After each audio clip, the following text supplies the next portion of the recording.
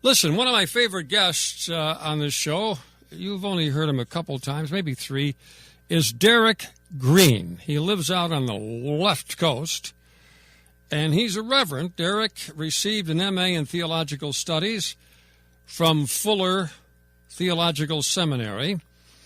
He's currently pursuing his doctorate, which I got to tell you is tough. I don't care what the field is. And Deryck is also part of, well, Deryck, wait, I'll tell you what, let's start the show and then you tell me.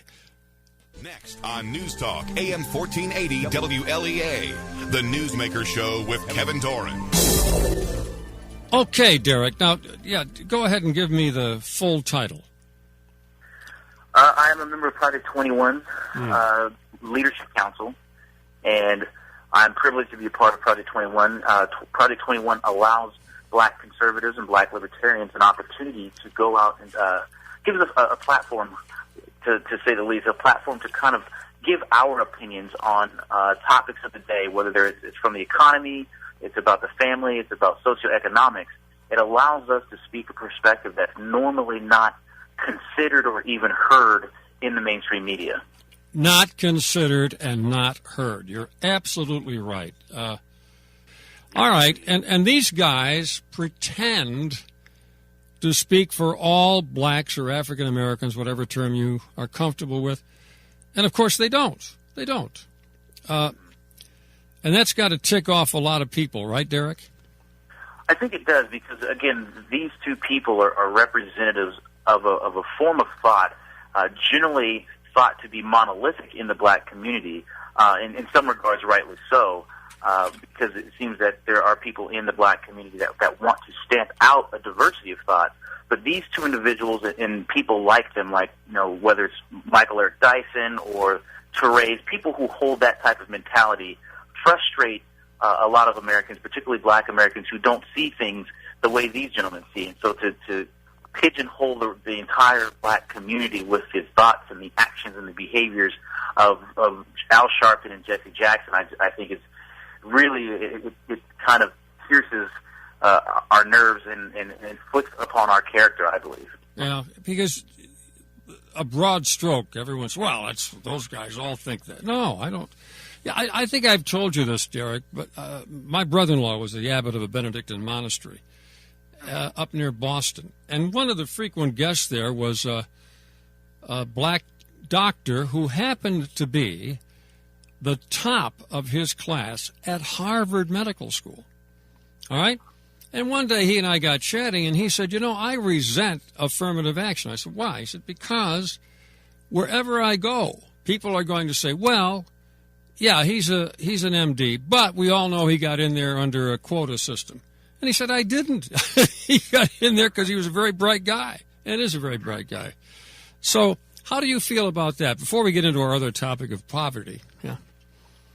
It's one of the unintended consequences of affirmative action, because just like that doctor accurately said, in my opinion, he has to fight and live with a stigma associated with his education and his performance level, not just now, but until he decides to retire. That's right. And even then, he still has to defend the merits of his acceptance and admission into the university and the portfolio of the body of work that he's done as a doctor. So I think that when people, whether they're black or white or all colors in between, decide to support policies like affirmative action, they need to take into consideration the stigma that is associated with that policy on blacks who didn't need affirmative action to get into the universities and the success that normally follows it. All right, now we're really going to be talking today, because Deryck wrote a piece on this, about the war on poverty. I'm quoting a little bit from Deryck's article now. Afghanistan, he says, has been called the longest war, America's longest war. In reality, it's the government's war on poverty. In 1986, Ronald Reagan, who had a wonderful way with words, Ronald Reagan said, poverty won. After 50 years, we are still losing the war on poverty. When Lyndon Johnson started this, and I'm sure a lot of it was good faith, over 50 million people, or 15% of the population, were living in poverty or dependent on some kind of government welfare. And now it's about the same. So all those billions, maybe trillions of dollars, I don't know, we don't count in billions anymore, they're all wasted. It didn't help. In fact, it did something bad, did it not, Deryck? I think it did. I think we spent trillions and trillions of dollars to try to alleviate poverty, and what we've done is made poverty more comfortable to those who we define as impoverished. Not only has it transferred wealth from one class of people to another class, I think that what we've done is we've reinforced negative behaviors, and the war on poverty has actually exacerbated pathologies seen in the black community. We have the numbers of illegitimate children in the black community was roughly, I think, about 25% around the time that Johnson signed these or implemented the war on poverty programs. Now it's 73%. In America as a whole, children born out of wedlock now is at 40%. So I think that we've encouraged negative behaviors, and then we've continued to subsidize negative behaviors, all while not doing what's necessary to give people who are impoverished the tools that they need to not only work and support themselves, but to kind of reclaim the dignity and the nobility of providing for oneself and being self-sufficient. Okay, let me go back to something that the Gipper said. Quote, poverty won in part because instead of helping the poor, government programs ruptured the bonds holding poor families together, which is about what you said. It created, he said, an underclass comfortable with its poverty, and this, he said, is immoral. And now there have been some studies, just came out in the last few days, that are, if we had all of the people with disability in one state, it would be the 8th largest state in the United States, population-wise. And the reason for that is that once these poverty or unemployment benefits run out, then probably kind people working for social services say, well, we'll make you disabled. You can stay home and still get a check. And, of course, we're seeing a lot of crooked disability things going on. So the thing is just growing by leaps and bounds, and I don't think it does anyone any favors. What do you say, Deryck? It doesn't. And what we've seen is that, whether it's the Obama administration or the Bush administration before that, or whatever elected politicians who are advocating for the poor, if they want to continue in the same way with the same policies, the way that we've run them for 50 years, we do a disservice because we're not checking to see how effective these programs are. The politicians and advocates of anti-poverty programs wrap themselves in the cloak of feeling good about their intentions, but they never take the time to assess the results, the ramifications of those good intentions. If we took the time to actually assess the results, I think that we would find ourselves in a situation where we should be embarrassed by what we've done to poor people, again, making them comfortable being poor without giving them the necessary tools or changing their values to where they value work and they want to have, engage in hard work, develop a strong work ethic to be self-sufficient. We've done them a tremendous disservice. And so whenever you have people like Paul Ryan tried to do a couple of months ago with his 200-plus page report detailing why inner cities are impoverished, we have elected leaders coming out and condemning him, calling him racist. Yeah. And what that does is it thwarts sincere attempts to adjust anti-poverty programs so we get more money to those people who actually need it, weed out the people who are trying to abuse the system, and then we can kind of assess how we can even, further correct these type of problems. But just to kind of condemn people who want to help, it just creates a lower class of people. And not only are we subsidizing the lower class behaviors, but we're paying them, or elected politicians, generally those left of center, are paying them for their votes. Because when these people go to the polling place, they're going to continue to vote for these politicians because these politicians are going to give them what they think is in their best interest. One of the things that many people find curious, and maybe troubling, but certainly curious, is that Asian Americans tend to vote Democrat for affirmative action reasons when, in fact, they don't have to. Asian Americans, I think, are right behind people of Jewish backgrounds in being the brightest people in the country. Every time you look for an honor student, you're looking at an Oriental or an Asian, as we say now. I don't understand that. Do you understand that? I don't, and I don't know if the connection is being made because, again, they're voting for Democrats, but the values that the Democrat Party or liberal politicians advocate stand in stark contrast to the values and the behaviors exhibited by Asian Americans in their communities. For example, there's no reason that an Asian American should support a Democrat who votes for affirmative action, because the more affirmative action is implemented, the more it directly affects Asian students. Not white students, but Asian students are the ones who are most directly affected negatively with programs like affirmative action. Asian Americans, by and large, generally pool their monies together and they have strong communities. That doesn't seem to be a democratic or a liberal value, in my opinion. They save money. They study and they work hard. I mean, these types of things, in many instances, seem like they stand in contradiction to the values and the policies that Democrats vote for. So again, I think that Asian Americans voting Democrat, or even Black Americans continuing to vote Democrat in the large numbers, isn't just a confusing type of anomaly, I guess we could say. But I think that we can chart that up to the ineffectiveness of conservatives to articulate a clear message to say, when you vote for these types of policies, they go against your best interests, and this is how. I'm talking with Deryck Green, who's of the Black persuasion. I asked him if I could use that line because I think it's a funny one. And he is with, tell me the name of the organization again. Project 21. Project 21, right. And these are, I think, all, or if not all, a vast majority of them are Black or African Americans, whatever term you like, who do not follow the Al Sharpton view of the world. We'll be back in just a moment with Deryck. Stay tuned.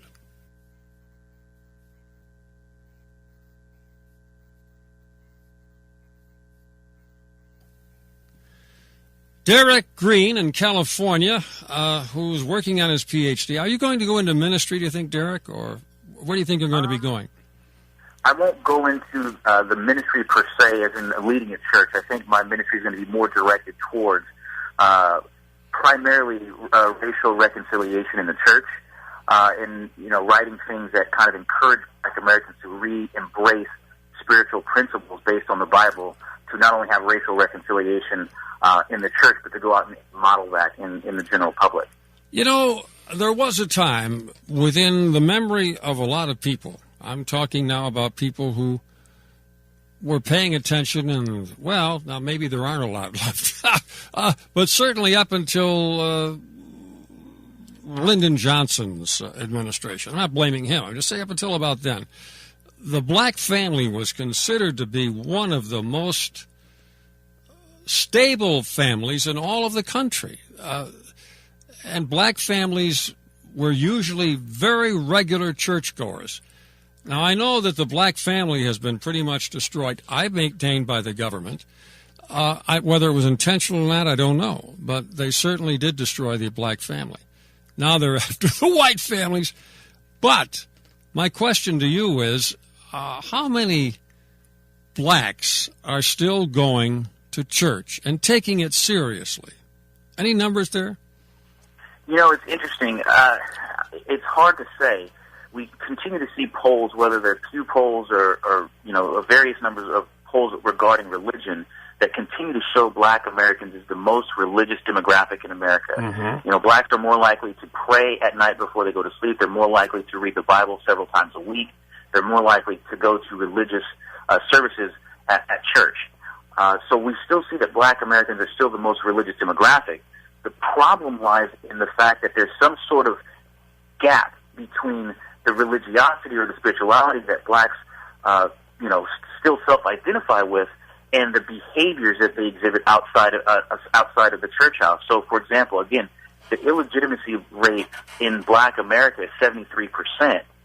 Spiritualized people or religious people who self-identify as Christians, are going to have a very hard time justifying, that illegitimacy number, being Christian, but still continuing to have sex out of wedlock and producing children without the benefit of having both parents in the home.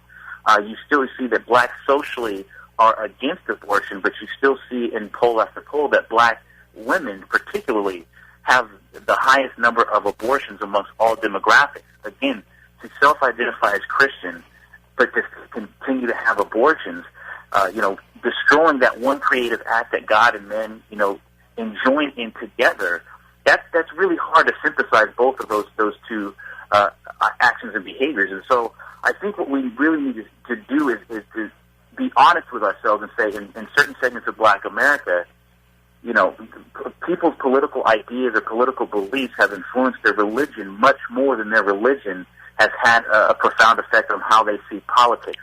And until we reverse that trend to get black Americans, and all Americans actually, because you start to see these pathologies increasing in other sectors of the country, but until we get black Americans to start saying we're going to not only believe or self-identify as Christian or religious, but we're going to put those attitudes and behaviors in practice, we're going to kind of see this inversion of morality continue.